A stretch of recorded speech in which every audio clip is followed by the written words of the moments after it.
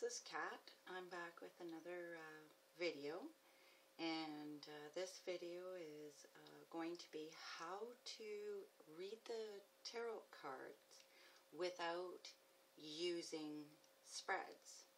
So this is a technique that I kind of play around with a lot of the times when I'm doing readings, is I just follow the imagery on the cards, and the imagery will lead me into the direction that I need to go, which means it'll lead me to a card. And so I follow the imagery.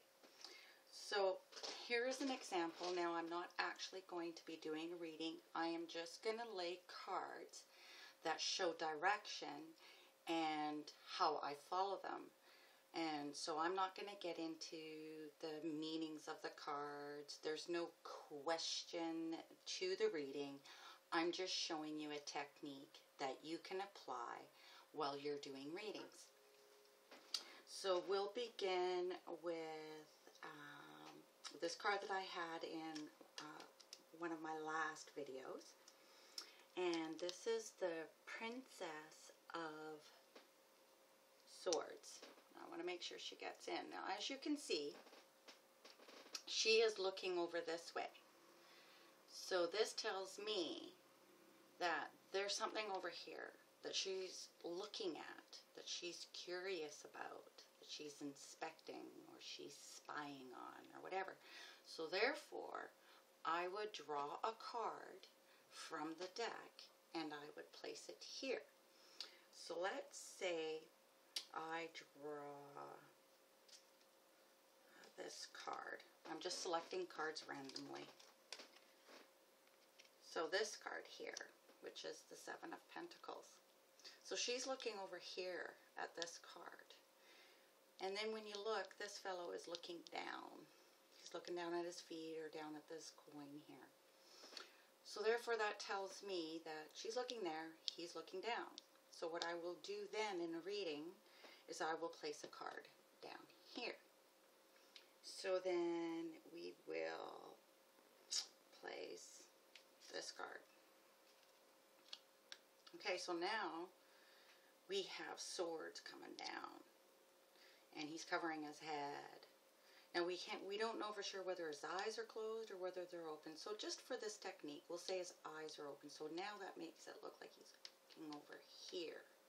Could even mean that the swords are coming down this way. So maybe a card could even go down here, because why are the swords coming down this way? But for now, because I don't have much room in the screen, we'll go in this direction. So I will then place a card over here. So we'll use this one. So now this card is the Star, and she's looking up. So now I will find a card that's going up. So I will find another card here. Will be this one. So now the reading will lead me upwards. So now I follow this card, and he's looking that way. So now it's going to go over this way. So now we will have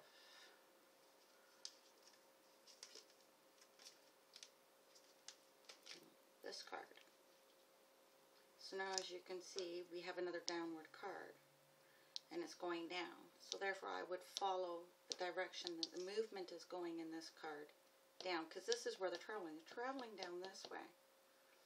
So now I need to find another card. So we'll go this way.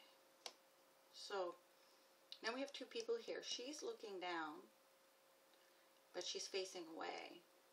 And he's not really looking at her. He's looking over here. So therefore there would be a card over here. But that won't fit into the picture. Well, we can kind of make the card fit.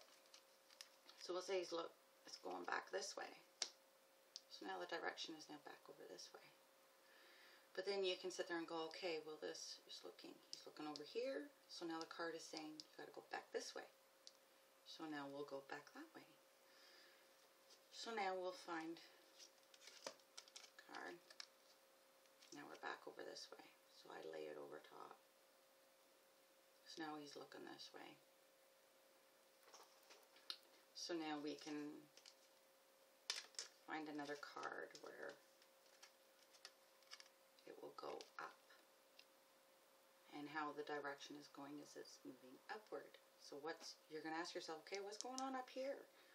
So now you're going to possibly find another card. And there's some interesting cards here that I thought I would place. And I do this sometimes. Is we'll have a card like this, where that person is facing away, like going in a direction, like the back is to you.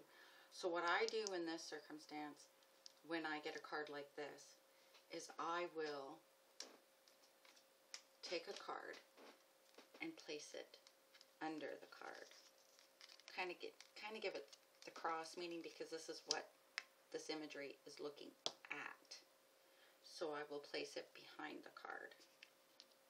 And then I can follow the direction of the card over there, because he's facing towards that card. So then I would follow the direction over this way. So you have lots of cards. When you look at them, we have looking up. We have looking left or to the past. Again, left to the past. Then we have looking up. Then we have ones where they're like looking over the shoulder. So that would be like looking over the shoulder as in what's behind. So therefore you would place a card behind the card, and you would look at the card that's behind it. Then you would have cards that are moving forward or future. Again, you know, moving forward to the future. Then you get cards that are going forward, but then they place something in front of them that's blocking. So therefore that's almost like stop. That's where the reading ends, kind of deal. Or you sometimes will get two court cards that are like this. And I gotta find another one like this, right? So what I will do in these circumstances is I'll go, okay, what are these two court cards talking about to each other? What are they saying? There's communication, there's interaction between these two court cards. So then I will place a card on top of the two. And that will tell me what the two were talking about, but it'll also give me direction of where to go next. And so I will then place another card on top, you know, in that direction, down below, because he's looking down. So now he's looking over this way. So then I would place another card, but then the card could be facing back to this direction. So I follow the movement in the cards as well as the meanings of the card. I'm just showing you this by eliminating all the meanings and making it lengthy. There are times that when I do this technique, I end up with 20 cards on the table, and I am not kidding you. When you follow the cards and the directions they go into and what falls next, it's like watching a movie. And sometimes the movies get really suspenseful, lots of action, lots of stuff going on, sometimes really like sad or drama type. Sometimes you get so into the movie that's happening that you kind of end up with tons of cards on the table, sometimes the whole deck, because it gets so good. So anyways, it's just a way to read the cards. There's no placement meanings. There's so it eliminates the fact that you have to memorize like 20 plus spreads, and you just follow the imagery. It makes reading fun, and you really do start to enjoy it. But anyways, I just thought I would show you this technique. Go through your deck, really look at stuff. Sometimes you get decks where they have animals and stuff like that depicted in them. Well, look at the animals. If you get cards that don't show any depictions and stuff like this, like you'll get a card where you have someone looking right down into the ground and stuff like that, but there could be something hidden. So therefore you put a card behind it because something is hidden that he's not wanting to look at. Or there's cards where the person's running away from something behind them they're running from. So you'd put a card behind it. I could just go on and on with cards, you know, like cards where, you know, here's a hidden card where he's blocked by something, he's looking down, but he can't see what it is that he's fully looking at. So again, you could put a card behind it or a card below it. So you kind of just follow the direction of the cards, follow the imagery. They do tell you where to look. You even get cards where they're standing facing the past, but yet they're kind of looking over their shoulder, looking into the future. So what's the indecision about? You get cards where there's just looking up, moving, just lots of movements. What I like is decks with lots of movements, lots of directions. It makes the deck way more fun and more interesting. I find I like certain decks with the court cards where there's so much action going on in them that there's stuff going on. Like I like this Knight of Swords in the Scapini deck. He's completely armored. He's completely riding this horse blind. The helmet is completely closed. He does not see where he's going. And then she's looking up. And then you have it like, oh, innocent me. Oh, you looking at me? I'm just so innocent, you know. And then you get ones where there's like total action going on here. This is like being knocked off the high horse. And then you have like climbing up stuff, you know, lots of action, you know. And this is like getting kicked out of the house, you know, like you're leaving home, you know, that kind of thing.